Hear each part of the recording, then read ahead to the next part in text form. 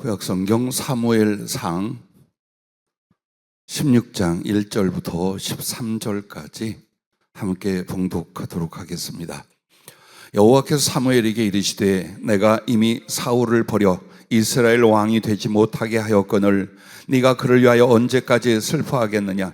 너는 뿔에 기름을 채워 가지고 가라. 내가 너를 베들레헴 사람 이새에게로 보내리니 이는 내가 그의 아들 중에서 한 왕을 보았느니라 하시는지라. 사무엘이 이르되 내가 어찌 갈 수 있으리까? 사울이 들으면 나를 죽이리이다 하니 여호와께서 이르시되 너는 암송아지를 끌고 가서 말하기를 내가 여호와께 제사를 드리러 왔다 하고 이새를 제사에 청하라. 내가 네게 행할 일을 가르치리니 내가 네게 알게 하는 자에게 나를 위하여 기름을 부을지니라. 사무엘이 여호와의 말씀대로 행하여 베들레헴의 이름에 성읍 장로들이 떨며 그를 영접하여 이르되 평강을 위하여 오시나이까? 이르되 평강을 위함이니라. 내가 여호와께 제사로 왔으니 스스로 성결하게 하고 와서 나와 함께 제사하자 하고 이새와 그의 아들들을 성결하게 하고 제사에 청하니라. 그들이 오매 사무엘이 엘리압을 보고 마음에 이르기를 여호와의 기름 부으실 자가 과연 주님 앞에 있도다 하였더니 여호와께서 사무엘에게 이르시되 그의 용모와 키를 보지 말라. 내가 이미 그를 버렸노라. 내가 보는 것은 사람과 같이 아니하니 사람은 외모를 보거니와 나 여호와는 중심을 보느니라 하시더라. 이새에게 아비나답을 불러 사무엘 앞을 지나가게 하매 사무엘이 이르되 이도 여호와께서 택하지 아니하셨느니라 하니 이새가 산마로 지나게 하매 사무엘이 이르되 이도 여호와께서 택하지 아니하셨느니라 하니라. 이새가 그의 아들 7을 다 사무엘 앞으로 지나가게 하사 사무엘이 이새에게 이르되 여호와께서 이들을 택하지 아니하셨느니라 하고 또 사무엘이 이새에게 이르되 네 아들들이 다 여기 있느냐. 이새가 이르되 아직 막내가 남았는데 그는 양을 지키나이다. 사무엘이 이새에게 이르되 사람을 보내어 그를 데려오라. 그가 여기 오기까지는 우리가 식사 자리에 앉지 아니하겠노라.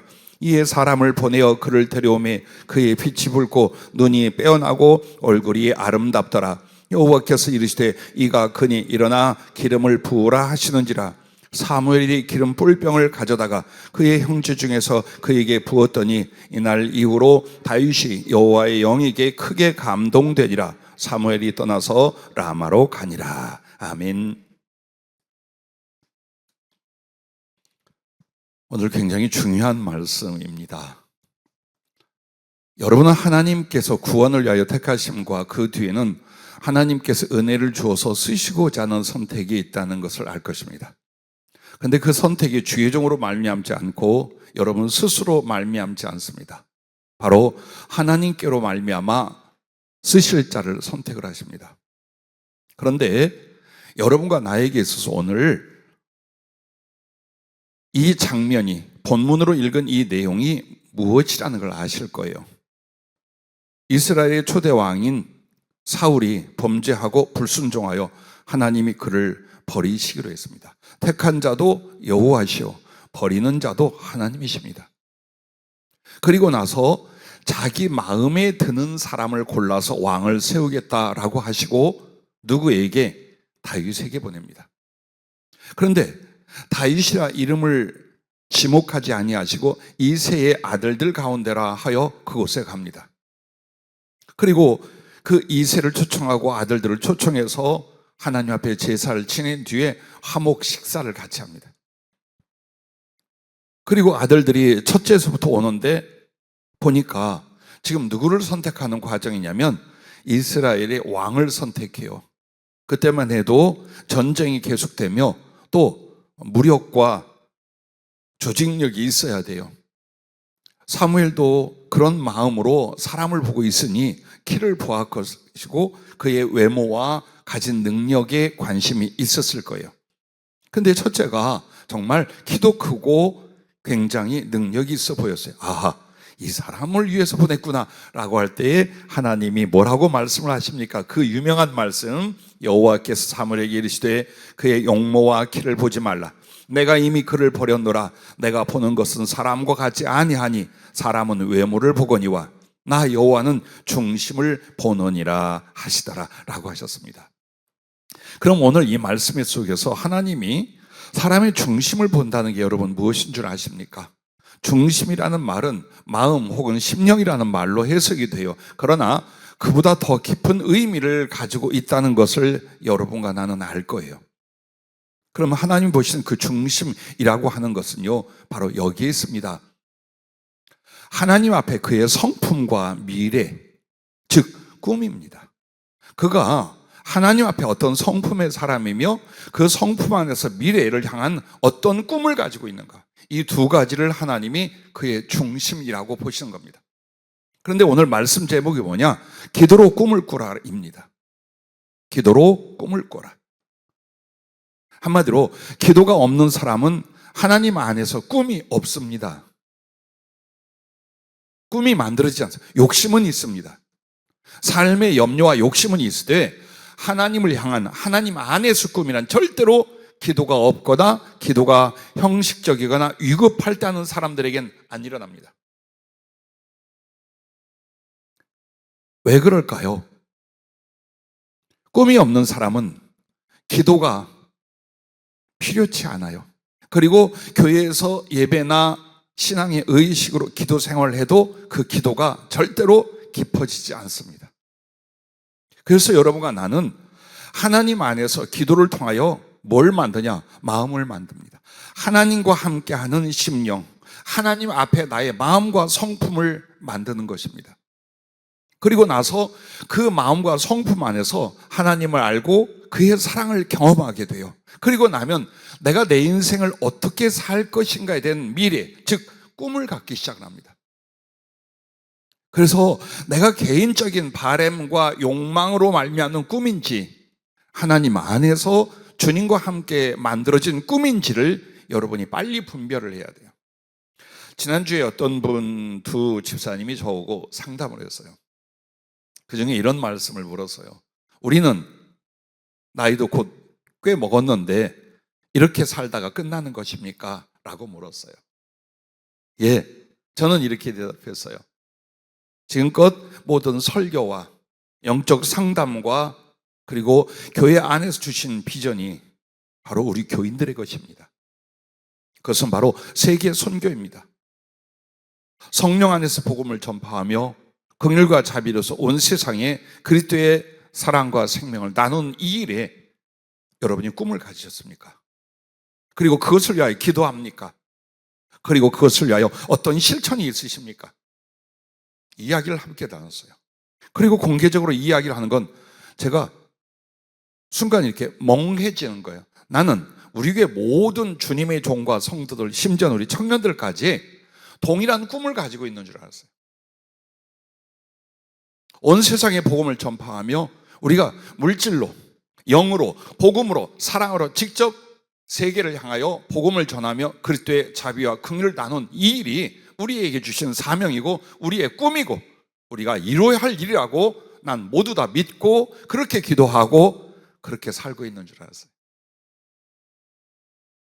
근데 다시 한번 뒤돌아봤어요. 하나님 말씀 속에서 여러분과 내가 분명하게 삶을 그리고 나의 인생과 목적을 정확하게 계획하고 꿈을 가지고 정하지 않는다면 혼란이 있겠구나. 방황이 있겠구나. 그 생각을 깨달았는데 오늘 이 말씀을 주님이 기도로 꿈을 꿔라라는 말씀 제목을 주셨어요. 그래서 여러분과 나에게 하나님께서 구원의로의 선택도 쓰시고자 하는 선택도 그의 중심을 본다. 즉 외모를 보지 않는다. 그것은 키나 잘생기고 못생기고 이것만이 아니에요. 세상적이고 육신적인 가지고 있는 능력과 조건을 하나님이 안 보신다 그 말이에요.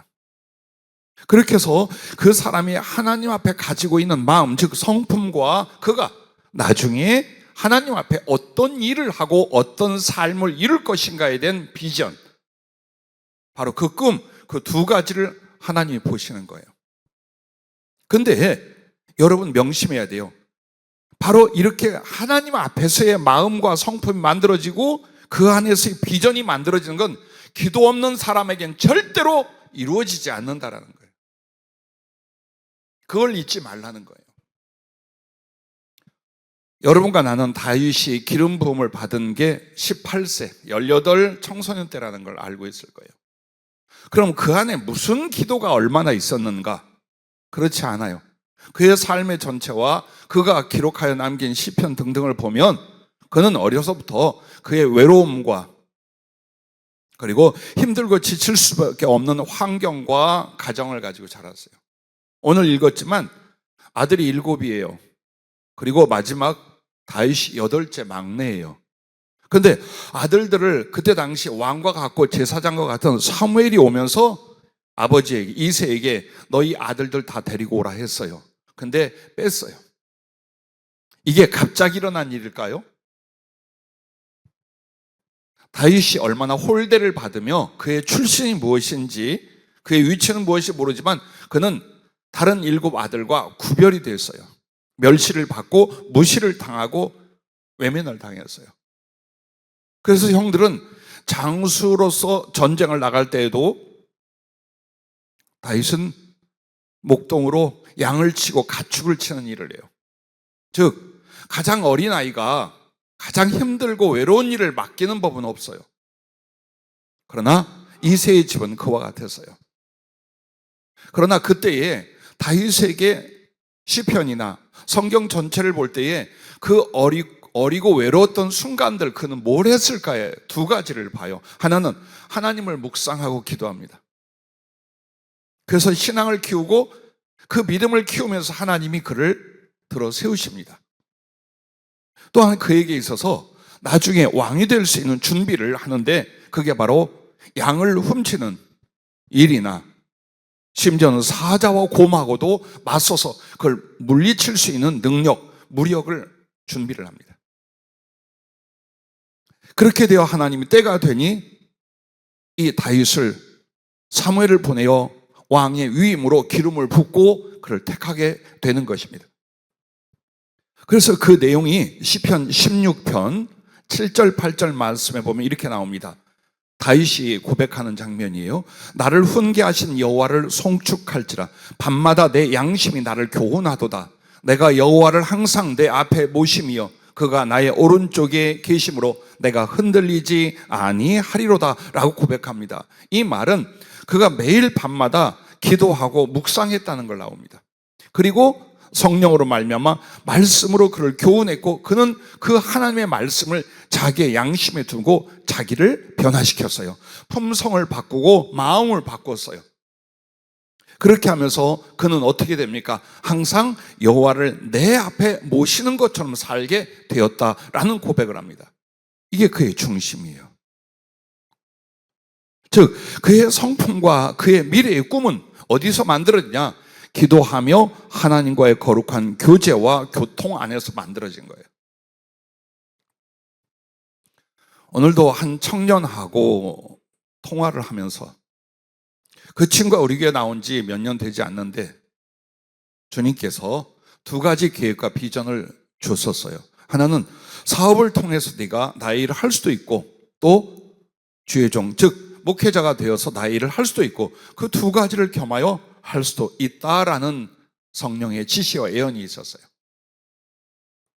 그리고 1년쯤 되어서 목사님, 나는 얼만큼 주의 종이 될 마음이 있느냐라고 묻지 않습니다. 나는 주님께 약속을 했습니다. 주의 종이 되기로. 예, 그렇게 양육이 되고 있어요. 그런데 도대체 이 친구에게 나이도 어리고 주변에 도움도 없는데 어떤 사업이 주어질 수 있을까? 혹시 그것은 먼 훗날이나 되어서 일어날 일일까? 그런 생각을 저도 하면서 기도해 주고 있었어요. 그런데 어떤 사업이 성취될 수 있는 제안이 왔어요. 그리고 이것이 진실인지 아닌지, 위험한지 아니한지, 감당할 수 있는지 없는지를 의뢰하여 질문을 하고 거기에 대한 기도가 주님이 주신 기회라는 것. 다만 네가 그것을 감당할 능력이 있어야 하며 동시에 유혹이 많을 테니 깨어있어 기도하고 말씀으로 살려고 해라. 그렇다면 이것이 하나님 주신 기회가 될 거다.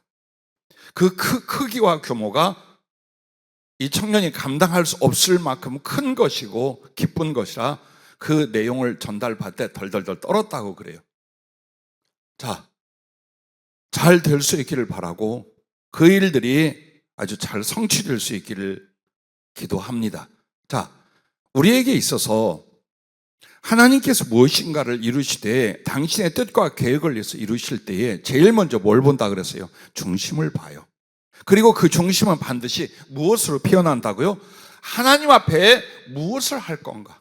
어떤 사람으로 살아 당신께 드릴 것인가? 이 꿈, 이 비전이 따른다 이 말이에요. 이 부분이 있어요. 많은 사람이 기도의 깊이가 이루지 않는 이유가 자기 삶의 아쉬움과 염려 때문에 하나님께 매달릴 때는 기도가 깊어지지가 않아요. 그럼 깊어지지 않는 기도는 뭐냐? 성령으로 주님과 교통과 교제가 잘 이루어지지 않는 기도, 일방적으로 말하고 돌아가는 기도, 이것밖에 안 된다 이 말이에요. 그럼 여러분, 정말 여러분에게 꿈을 품어야 하나님은 그 꿈을 이루어 주시는데 어떻게 꿈을 품어야 돼요?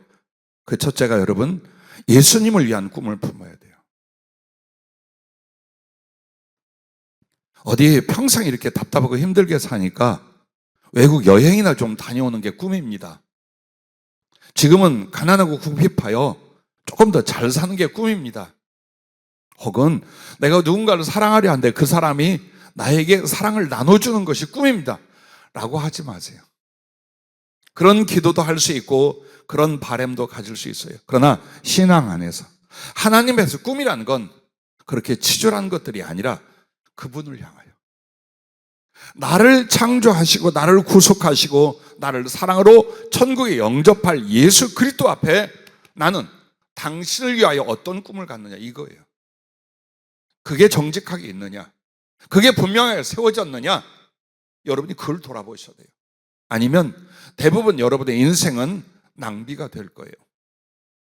그럼 예수님을 위한 꿈을 품는데 어떻게 될까요? 그 첫째가 예수님을 향한 사랑의 소원을 갖는 거예요. 그분을 빙자하여 그분을 이용하여 내가 뭘 좀 해보고자 하는 게 아니에요. 정말 예수님을 사랑하되 구체적으로 어떤 사랑을 드리기 위한 그 소원을 여러분이 품을 수 있어야 돼요. 다 구원받았다면서요.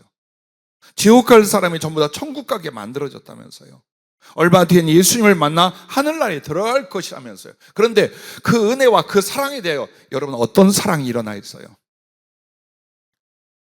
왜 주님이 긍휼이나 자비라고만 말하지 않는 줄 알아요? 긍휼과 자비는 일방적이에요. 던져주면 그만이에요. 그러나 사랑이란 서로 피차간에 일어나는 거예요. 즉 주님이 나를 사랑했다면 그 사랑의 목적이 뭐예요? 너도 나를, 내 사랑을 위하여 너도 나를 사랑할 수 있기를 바라는 하나님의 소원이에요.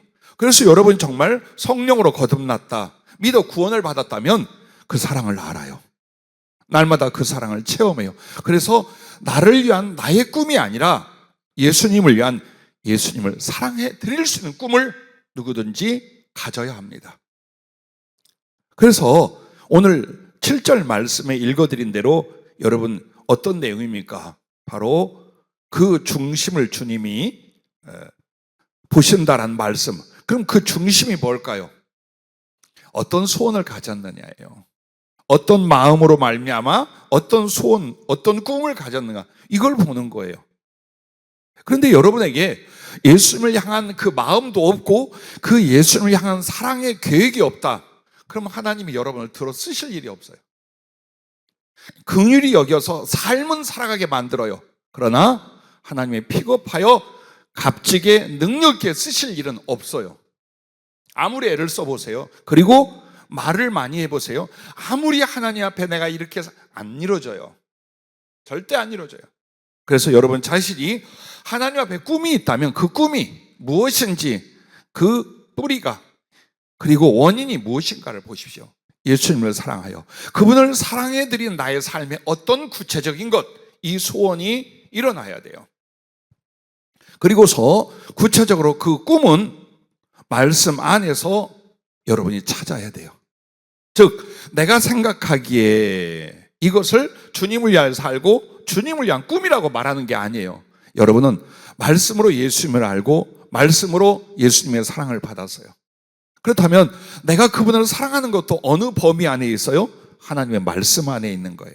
그래서 그 하나님의 말씀을 듣고 듣고 그 말씀으로 은혜를 받으면서 아하, 내가 말씀 안에서 이런 부분과 이런 것으로 예수님을 사랑하는 인생과 나의 삶을 드리자.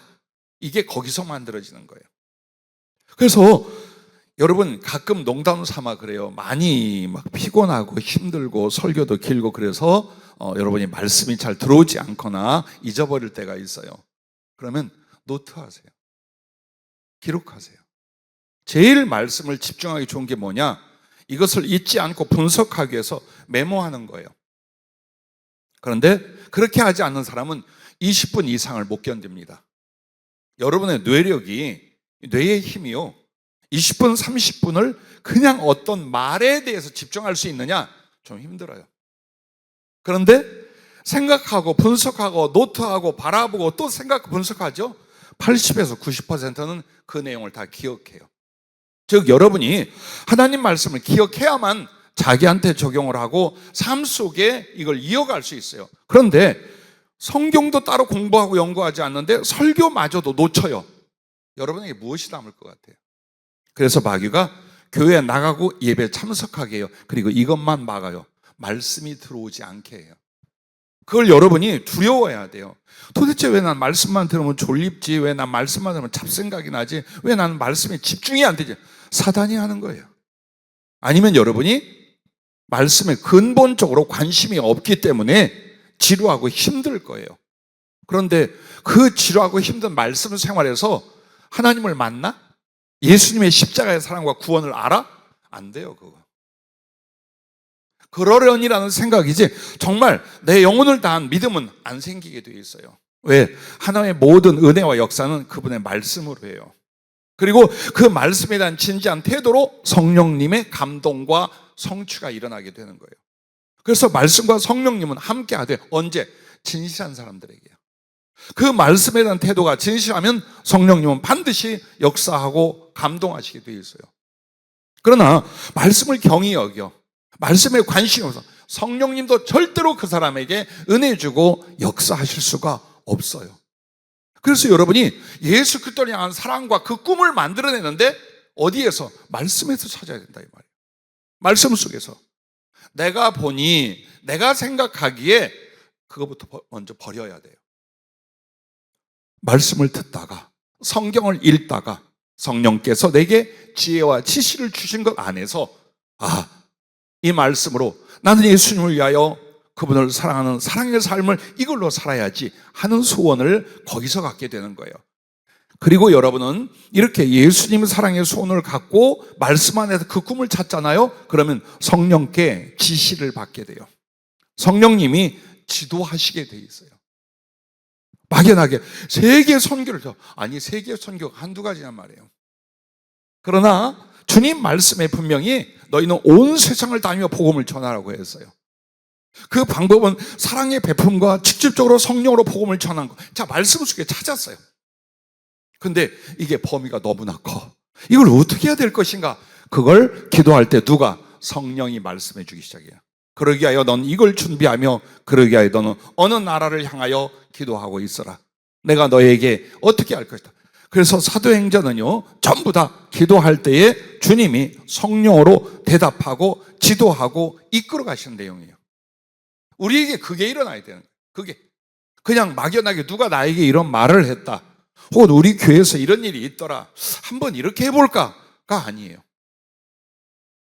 그래서 우리가 주님을 향한 꿈을 품는 건 이 세 가지의 방법이라 했어요. 주님을 향한 소원, 사랑의 소원을 품는 거, 그래서 말씀 안에서 그 꿈을 찾는 거, 그리고 기도하면서 성령의 구체적인 지시를 여러분이 받는 거예요.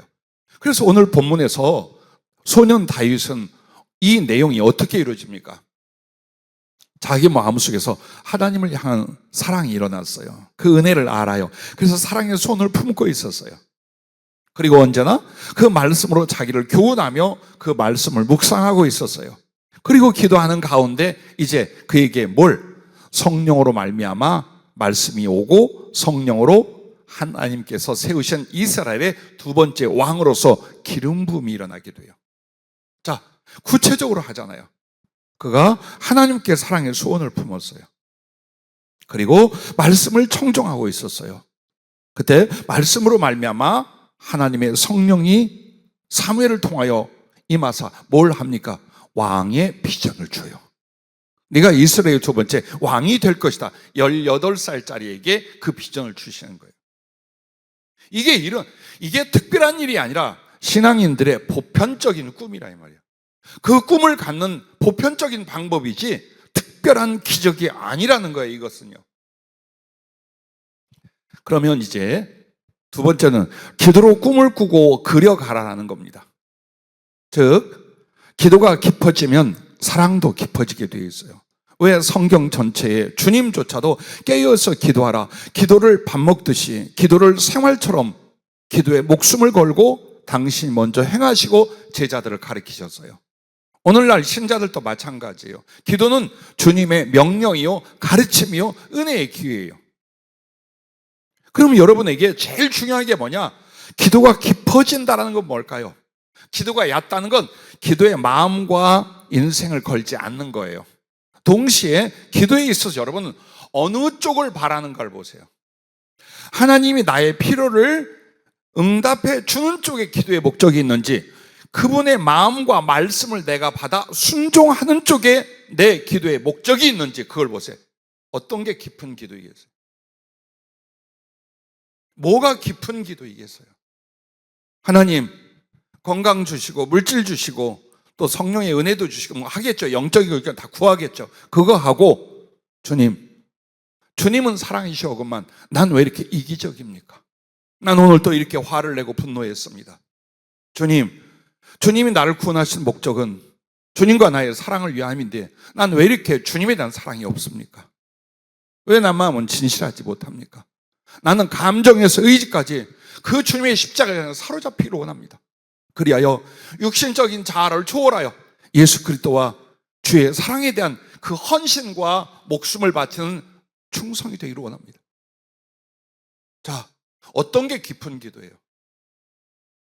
그래서 여러분과 나는 깊은 기도라는 건 주님의 뜻을 따르고 순종을 위하여 드리는 기도, 혹은 당신의 사랑을 위하여 드리는 기도예요. 그 깊은 기도에 생명을 걸고 삶을 쏟죠. 그러면 주님의 사랑이 더 느껴져요. 예수님의 십자가의 사랑이 처절하게 경험이 되기 시작해요.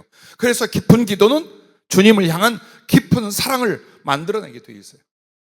절대로 어떤 사람이 자기의 생각과 인격으로 예수님을 스스로 사랑할 수 없어요. 안 돼요. 안 일어나요, 그거. 그러나 정말 주님 뜻대로 살아보려고 깊게 강청하여 기도할 때는요, 성령의 운행과 교통과 역사가 강력하게 일어나기 시작해요. 그래서 그때마다 하나님의 사랑이 내 마음에 부어지는 역사가 일어나게 되는 거예요. 왜 성령이 필요한 줄 아십니까? 성령은 우리에게 하나님의 사랑을 부어주게 되어 있어요.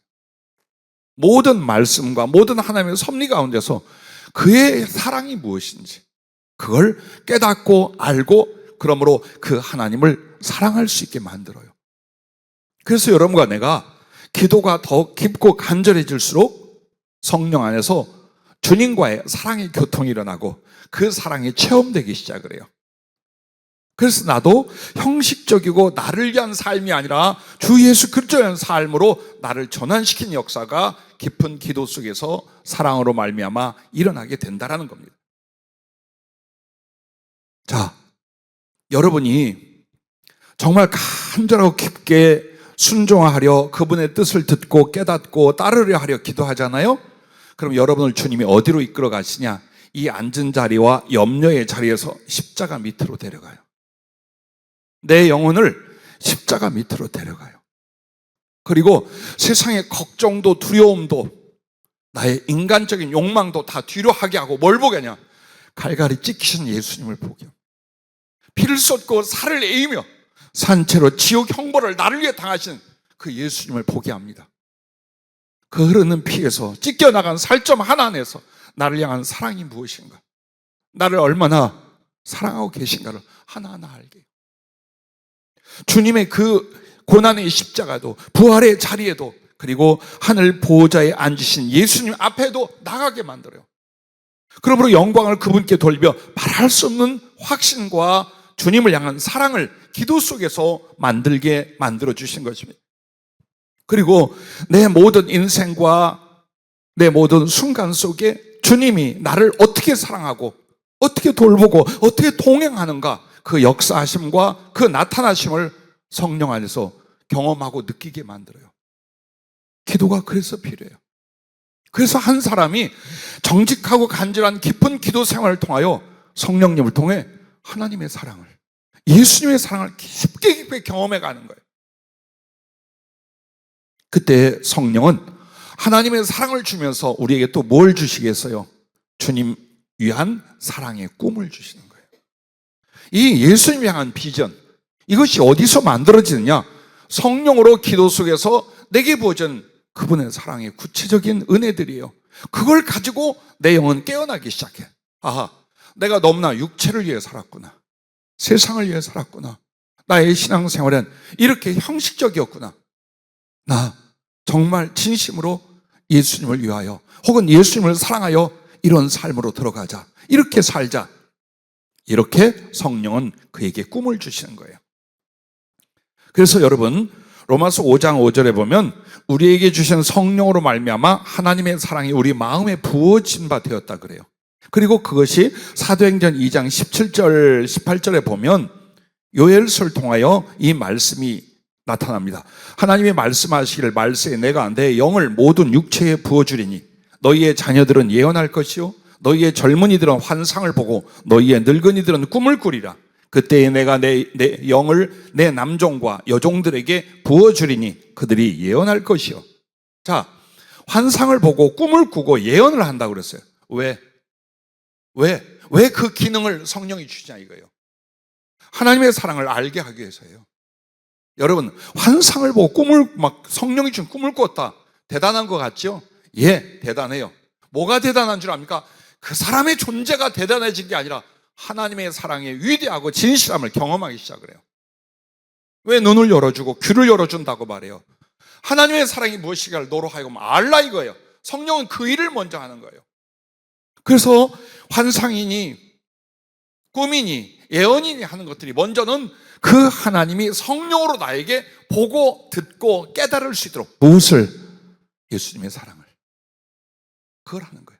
그리고 나서 이것을 이제 그 안에서 뭘 갖느냐? 어떤 사람이 될래? 하나님을 위하여 예수 그리스도를 사랑하게 하여 너는 무슨 일을 할래? 거기에 대한 환상과 비전을 주는 거예요. 그리고 나서 우리는 그 방향으로 살면서 함께 복음을 전하는 거예요. 왜 성령으로 환상을 보여주고 꿈을 꾸게 하고 예언을 하느냐? 여러분, 그거 무당이나 점쟁이 같이 하는 거 아니에요. 우리에게 먼저 하나님의 모든 마음과 사랑이 부어지고 체험되게 만들어서 이제 그 안에서 하나님을 향한 사랑의 꿈, 그 비전을 제시해 주는 것, 이게 성령의 임하심이고 환상과 꿈과 예언을 하는 이유예요. 자, 여러분과 내가 만나서 그래요. 성령이 환상을 보여주고 혹은 예언을 여러분에게 했어요. 어떤 내용이던가요? 어디로 가면 돈 잘 벌고 어디로 가면 위험을 피하고 그걸 말하던가요? 아니면 하나님을 위하여 어떻게 사는 삶을 주님이 원하시고 그것은 어떤 것인지 그걸 말하던가요? 한번 보세요. 예언이라는 것 잘못 생각하면요, 자기 급한 것만 당장에 사는 삶 속에서 이게 진짜냐 가짜냐 이게 되냐 안 되냐 이걸 주로 물어요. 예언은 그렇게 주시는 게 아니에요. 너를 향하여 하나님이 무엇을 원하시는지, 나를 위하여 하나님이 어떤 계획이 있는지, 그러므로 나는 무엇을 선택하고 어떻게 살아야 되는지, 결국 하나님을 향한 꿈을 주는 것, 그 비전을 주는 것, 그것이 바로 성령님의 역사예요. 그래서 여러분에게 이렇게 기도가 깊어져서 사랑이 깊어지면 성령님은 그 사랑과 함께 우리에게 예수님을 향한 꿈을 직접 주시게 되어 있다 이 말이에요. 그러면 이제 이후로 어떻게 할까요? 하나님 앞에 그 꿈, 그 소원이 진실한 것이 되게 하는 거예요, 여러분이요. 대부분 하나님께 소원도 하고 자기 소원을 아뢰어요. 나 이렇게 살고 싶어요. 나 이런 일을 하게 해주세요라고 합니다. 근데 응답이 다 되는 건 아니에요. 솔직히 말해서 응답이 다 되는 건 아니에요. 왠 줄 아십니까? 하나님 딱 한 가지를 봐요. 참 네가 어려운 걸 구했도다 이걸 말하는 게 아니에요. 하나님께는 불가능한 것, 어려운 것이 없어요. 근데 문제는 뭐냐? 그 꿈을 꾸고 있는 사람이, 그것을 기도하고 구하는 사람이 거기에 대하여 진실치 않아. 하나님 역사 안 해요. 그러면 진실이 무엇일까요? 여러분이 그걸 하나님께 이렇게 살겠다, 이런 일을 하겠다, 이렇게 사랑하겠다 했으면 그게 바뀌지 않는 게 진실이에요. 그리스도를 위하여 죽겠다? 죽는 거예요. 복음을 전하겠다? 복음을 전한 인생으로 사는 거예요. 물질을 주셔서 이 물질로 선한 일을 하고 구제를 하고 선교를 돕겠다 하는 거예요. 그게 진실이에요. 그런데 급할 때는 그렇게 기도하고 나중에는 어때요? 안 해. 나를 위하여 살고 가족을 위하여 살고 현실을 위하여 사는 거예요. 그건 주님 보시기에 어때요? 진실하지 않았던 거예요. 그래서 그야말로 김칫국 맛만 보게 해요. 여러분이 이젠 좀 되겠다 하죠? 절대로 여러분에게 주실 은혜와 여러분을 들어 쓰기 위한 달란트에 부어지면요, 여러분과 내가 상상도 못할 것으로 주님이 예비해 놓았어요. 그리고 여러분을 선한 테스트를 해요. 즉 조금 주셨어. 그리고 그걸로 뭘 하는가를 보는 거예요. 뭘 하는가. 그랬더니 결국 자기를 위해 살아. 그 신령한 것으로, 때로는 그 물질로, 때로는 그 기회로 말미암아 여전히 자기와 자기 가족을 위하여 살아. 거기까지예요. 사랑하는 우리 주차장교회 성도 여러분, 여러분은 거기까지예요. 더 이상은 없어요. 왜? 그게 꿈이었잖아요. 그게 기도였고 그게 소원이었잖아요. 거기까지요. 그런데 주님은 진실을 뭘로 봅니까? 기도 속에서 말하는 거예요. 주님, 나 이렇게 살 수 없습니다. 내가 어떻게 구원을 받고 어떻게 예수님의 사랑을 받고 사는데 내가 어찌하여 이렇게 살 수 있습니까? 나 주님 앞에 이렇게 하겠습니다. 나 주님 앞에 세계 선교하겠습니다. 그 세계 선교를 해서 1, 2, 3, 4, 5, 6 이렇게 합니다. 이게 날마다 10년이 지나도 변하지 않는 기도 제목이라면 여러분 진실한 기도를 하는 거예요. 근데 조금 이따 바뀌어. 그렇게 살아보려고 했는데 주님이 복을 준 것도 없고 응답해 준 것도 없고 뭐 특별히 달란트나 삶을 바꿔준 것도 없어. 그러므로 나는 그쪽 방향이 아닌가 봐. 나는 이렇게 내가 알아서 살아야 돼. 자, 그게 우리 속에 무엇이었던 거예요? 위선이었던 거예요. 한때 은혜 받았다고 예수님 위하여 살고 죽고 뭐 세계 선교 다 바라다가 그게 빨리 안 되면 어때? 홀딱 뒤집어져. 홀딱 뒤집어져. 그걸 주님은요 드러나게 하셔요. 그 사람의 진실한 면도 드러나게 하고 그 사람의 나중에 가서 위선이나 허위도 드러나게 만들어요. 그 기간이 있어야 돼요. 서원만 하면 다 이뤄주고 기도만 하면 다 들어줄 줄 알죠? 그렇지 않아요. 진실성을 봐요. 네가 정말 그걸 통해 나의 영광을 위하여 살 거냐? 네가 그 일을 이루게 하여 모든 고난을 감당할 거냐? 너 정말 나를 사랑해서 그렇게 하니? 이 부분에는 진실성을 주님은 기다리고 재어보셔요. 그래서 여러분의 기도가 쉬지 않아야 돼요. 기도가 쉰다는 건 뭘 말해요? 그 소원과 꿈이 내게 희미해졌다는 거예요. 내 안에서 별로 그렇게 중요해지지 않아. 그럼 그걸 놓고 주님 내가 어떻게 기도했습니까? 주님이 나를 위해서 무엇을 말씀하셨습니까? 나 이걸 이루게 하시고 이렇게 살고 이렇게 죽을 수, 이거 미치도록 기도합니다. 근데 그 중심이 약해지고 그 믿음과 사랑이 식어지잖아요. 기도부터 딸려. 기도부터 접어요. 기도 안 돼요 별로. 그때 우리가 연약한 것과 주님 앞에 진실하지 못했던 것을 드러내는 거예요. 그게. 그 다음에 두 번째 진실은 뭘까요? 여러분이 예를 들어서 목사가 되어서 선교사가 되겠다고 했어요. 그리고 기도만 하고 앉아있어요? 아니죠. 말씀 준비해야죠. 인격 준비해야죠. 언어 준비해야죠. 기타 등등 어려운 일을 극복할 수 있는 기도의 능력도 준비해야죠. 성령께 잡히는 것 준비해야죠. 준비를 해야지. 자, 세계 선교를 물질로 하겠습니다 그랬어요. 그러면 여러분이 어때요? 사업을 크게 하는 거냐? 아니요. 베푸는 걸 먼저 해야지. 나눠주는 것부터 먼저 해야죠. 주님이 주신 데 한다는 말은 하지들 마세요. 그때는요 사랑도 줄어들고 믿음도 줄어들어 있는 거예요. 있는 것 중에 몇 푼 누가 못합니까? 아무것도 안 될 사업터에 하나님이 다 해줬어. 그래서 그 중에 10분의 1을 하는 거 누가 못합니까? 약간의 감사 누가 못합니까? 지금 아무것도 없어. 약속은 받았으나 나는 가난해. 그럼에도 떼어서 구제할 줄 알고 선교 지원할 줄 알고 이 사람이 진실이야 이 말이에요. 왜 이걸 모르냐 이거예요. 우리 교인들은. 우리 성도들이 왜 이걸 모르고 있냐. 나는 모른다고 생각하지 않아요. 실천력이 약하다고 생각해요. 왜 저는 안타까워할까요? 교회 재정 때문일까요? 약간 어떤 일 좀 펼쳐볼까? 아니요. 나 떠난 뒤에 여러분 어떻게 할 거냐 이 말이에요. 내가 어떤 사역 속에 던져지고 거기서 고난받던 충성을 하던 거기서 죽었어요. 지금까지 여러분과 내가 비전을 같이 했어요. 성령의 은혜도 말씀도 같이 나눴어요. 만약 내가 여러분한테 보이지 않을 때 여러분은 알아서 헤쳐나가겠죠. 그러나 목자된 내 양심은 어떻게 했어요? 어떻게 해서 빨리 올바로 세워서 아름답게 쓰임받고 주님 사랑 안으로 더 깊게 들어가는, 그걸 보고자 날마다 이렇게 서 있는 게 아니겠습니까? 그런데 어느 부분에서 잘 안 되느냐? 기도로 자기를 변화시키는 부분과 적은 일에 충성하는 부분에서 기대만큼 안 되는 거예요. 물론 다 그렇다는 거 아니에요. 다 그렇다는 거 아니에요. 정말 어려움 중에 최선을 다한 분들이 있어요. 하지만 염려라는 그 선, 내가 영적으로 걱정하는 그 라인에 이쪽 저쪽 왔다 갔다 하는 사람들 중에 상당히 많은 사람들이 이쪽으로 못 들어오는 거예요. 그걸 나는 봐요. 그런데 내가 여러분에 가서 집사님, 성도님, 이건 이렇게 해야 되고 절대 안 하죠. 왜? 자원하는 심령이 중요한 거예요. 말씀 듣고 스스로 하는 거예요. 뭐 겁박을 주는 예언이 있어서 하는 게 아니고 엄청난 달콤한 약속이 있어 움직이는 게 아니에요.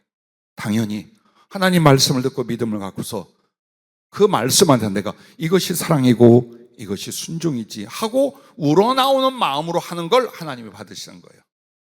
목사가 아무리 신령한 은사가 있고 지혜가 있어도 다 가르쳐서 억지로라도 움직여, 절대 그건 주님도 그렇게 안 하시기 때문이에요. 대신 뒤에서 위하여 기도하면서 어때요? 뭐가 탄다는 소리, 애간장이 끊어지고 심령이 다 들어가는 것 같은 게 일어나요. 부디 여러분 말씀을 전할 때에 더 이상은 여러분과 나의 영적 상담이 필요 없을 만큼 정확히 들으세요. 이 내용들이 무엇을 말하는 것이며 누구에게 하는 건가를 여러분이 받아들인다면 엄청난 변화와 그리고 굉장히 빠른 성장이 일어날 거예요. 자, 내가 하나님 앞에 꿈이 없다라는 건 그만큼 예수님을 향한 사랑이 없다는 뜻이에요. 그 꿈이라는 것이 결국 육신으로 살아가는 삶의 좀 필요와 더 나은 생활을 구하고 있다. 빨리 거듭나세요. 빨리 다시 태어나세요. 아니에요. 그걸로는 구원받지를 못해요. 하나님 나라는 그렇게 임하지 않아요. 제일 가슴 아픈 건 조금 더 나은 삶을 여러분이 사느냐가 아니에요. 첫째는 성령으로 거듭나 넉넉히 하나님 나라를 가슴에 두는 거예요. 그게 구원의 보증이에요. 누가 구원을 받았느냐? 이 땅에 있는데 어떻게 알아요? 하나님 나라가 자기 심령에서 경험되는 사람들이에요.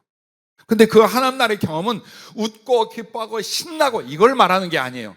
하나님께 사랑과 순종이 일어나서 사는 거예요. 이게 하나님 나라가 심령에 있다라는 뜻이에요. 이 부분이 있는가를 여러분 보세요. 구원은 그걸 통해 일어나는 거예요.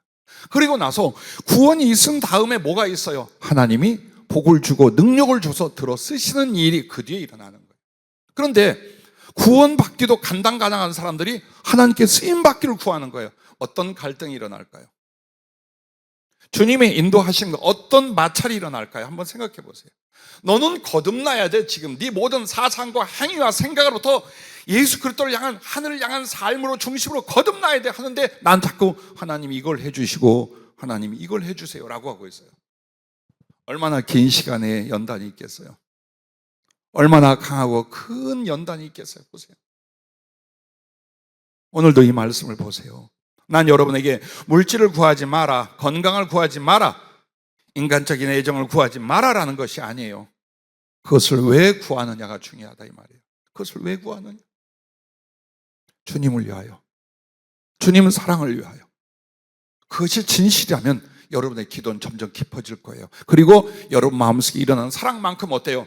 그 사랑의 실천을 지금 하고 있을 거예요. 지금 많은 사람이 주의 종이 된다, 선교사가 된다 그런 얘기를 해요. 근데 오늘 여러분이 말씀과 기도가 없고 복음 전함이 없다면 나중에 가서 내가 목회자가 되고 선교사가 되겠다는 얘기를 하지 마세요.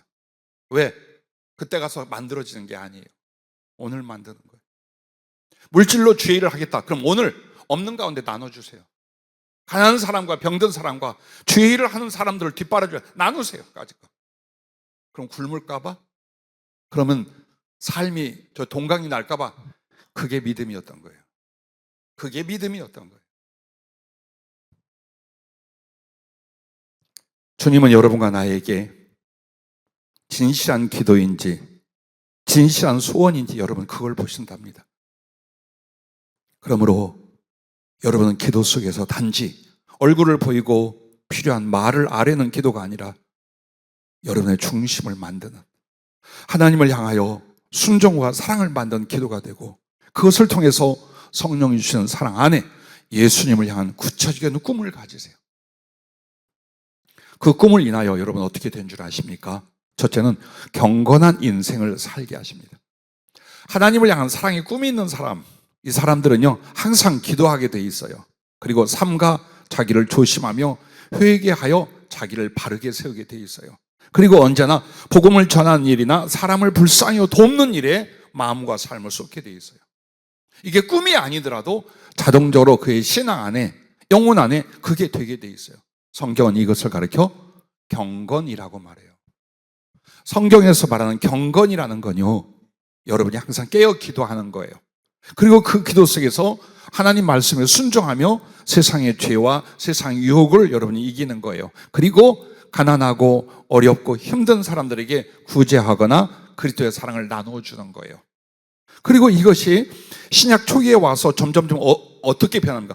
그 긍휼과 자비와 기도, 이제 목적이 뭐예요? 복음을 전하여 영혼을 구원하는 쪽으로 가는 거예요. 여러분, 이게 경건이에요.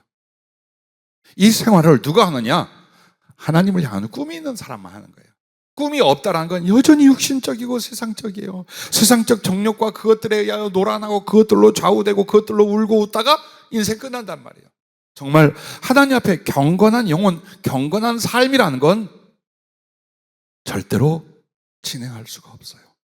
하지만 예수님을 향한 사랑의 꿈이 있으므로 그 꿈이 나를 이끌어가요.